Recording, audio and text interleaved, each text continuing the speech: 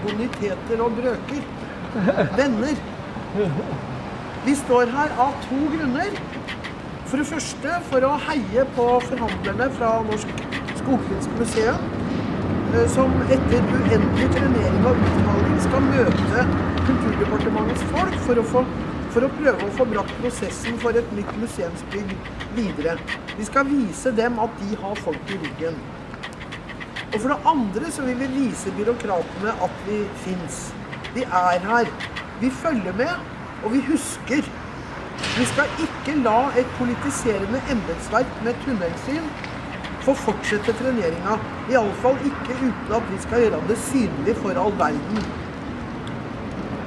Denne aksjonen startet på Grue Finnskog i slutten av august. Vi fikk nyss om at alt var gått i stå med museumsplanene, og at departementet ikke svarte på brev. Da må folket opp og dytte på. Vi samler stadig underskrifter både på nettet og på papirlister, og dere kan signere her hvis det er noen som heller foretrekker det. Det er på dette oppropet da, som startet det hele. Bakgrunnen for den sørgelige situasjonen museet havnet i, er at vi har fått et politiserende embetsverk. Vi er på vei tilbake til embetsmannsstaten, hvis du skal følge Rune Slagstad. I dette tilfellet har saken rot i den sørgelige historien om det som ble kalt ABM-reformen, arkiv, bibliotek og museum. Men jeg skal ikke ta alle de detaljene der, bare kortversjonen.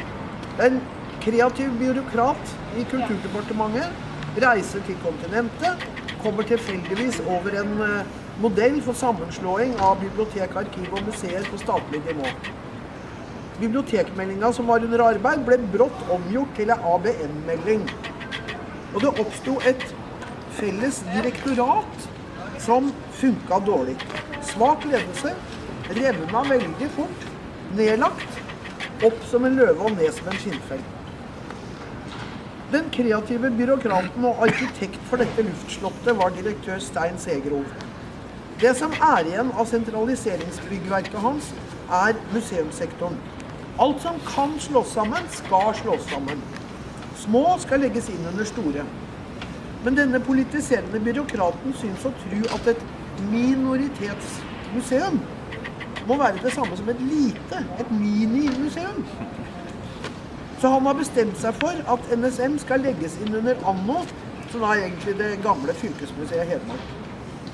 Men fra et minoritetspolitisk ståsted er dette helt uaktuell løsning, fordi kulturverdiene knyttet til skogfinnebosettinga dekker flere fylker og en mengde kommuner. Det skjønte fylkestinget i Hedmark, men det vil ikke Segerov ha noe av. Det passer ikke i hans system. Derfor så kan man holde på å herje med dette uten at statsråden eller statssekretæren har peiling, men bare svarer i hytt og økseskaft på andre ting enn det blir spurt om. Når de får spørsmål fra media om hvorfor svarer dere ikke på henvendelser på brev, så svarer de: vi besvarer ikke budsjettspørsmål. Hallo? Nei. Vi kan forsikre statsråd Linda Hofstad Helleland, statssekretær Bård Folke Fredriksen og deres dirigent Stein Segerov om at vi ikke har tenkt å finne oss i sånne krumspring. Vi har ikke tenkt å finne oss i at deres departement helt åpent bryter med prinsippene i den europeiske rammekonvensjonen for behandling av nasjonale minoriteter.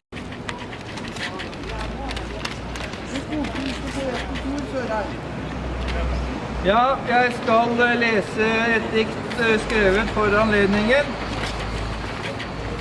Jeg er skogfinne fra Nes på Romerike, hvor min mormor vokste opp i en kultur som fortsatt var preget av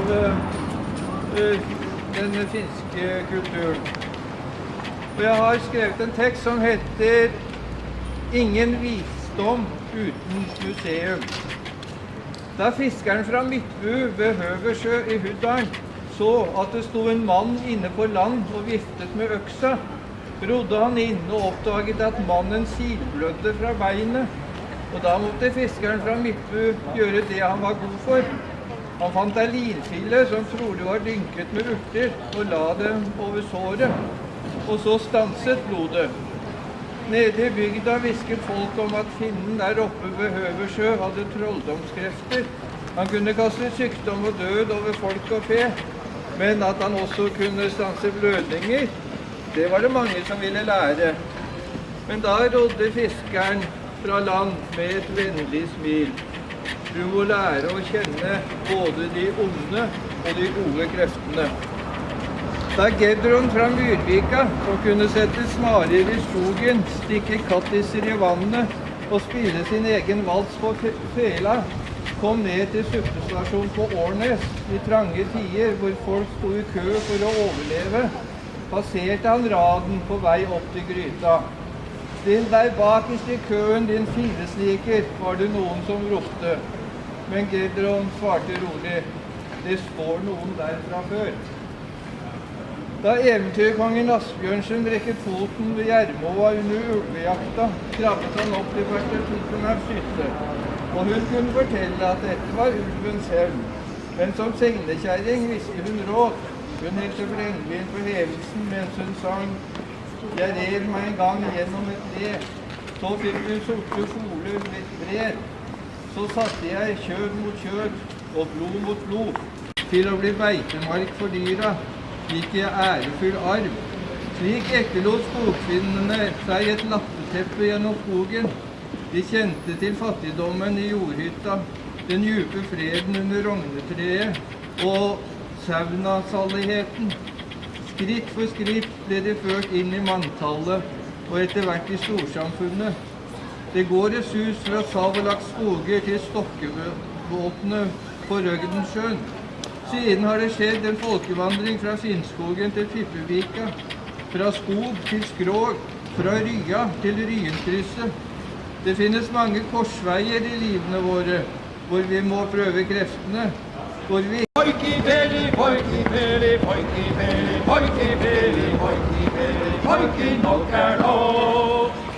Skogfiskmuseum nå. Skogfiskmuseum nå.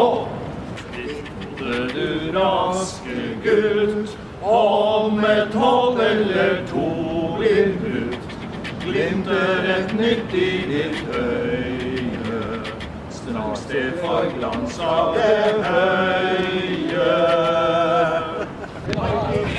Poiki, nok nå. Poiki, nok nå. Poiki, nok nå.